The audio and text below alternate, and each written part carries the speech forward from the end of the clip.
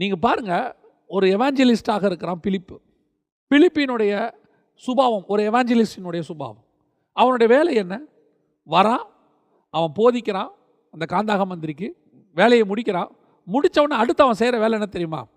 நேரடியாக அந்த காந்தக மந்திரிக்கும் அவனுக்கும் நடுவில் தொடர்பு விட்டு போகுது. காணாமல் போயிட்டான். அதோடைய அர்த்தம் என்ன? இதுக்கப்புறம் அவன் சபைக்கு போயிடணும், சபையில் கொண்டு போய் சேர்த்துடணும். இன்றைக்கி நம்ம என்ன செய்கிறோம்? சபையில் கொண்டு போய் ஆத்மாவை சேர்க்கறதே கிடையாது. முதல்ல நல்லா புரிஞ்சுக்கொள்ளுங்க, பழைய ஏற்பாட்டில் சபை செட்டப் உடைக்கப்பட்டது. அதாவது ஆசாரிப்பு கூடாரத்துக்கு வருஷத்துக்கு இத்தனை தடவை வரணும்னு இருக்குது. இது கொஞ்சம் கொஞ்சமாக மாறுச்சு. ஓய்வு நாள் தோறும் கூடி வரணும்னு இருக்குது. அது கொஞ்சம் கொஞ்சமாக போச்சு. இப்போ ஆண்டவர் புதிய ஏற்பாட்டில் சபை செட்டப்பை உருவாக்கியிருக்கிறார், மனவாட்டி சட்டம். சபை தான் பரலோகத்திற்கு எடுத்துக்கொள்ளப்படும். சபையின் பக்தி விருத்திக்கு ஏதுவாகத்தான் 5 வகையான ஊழியம்.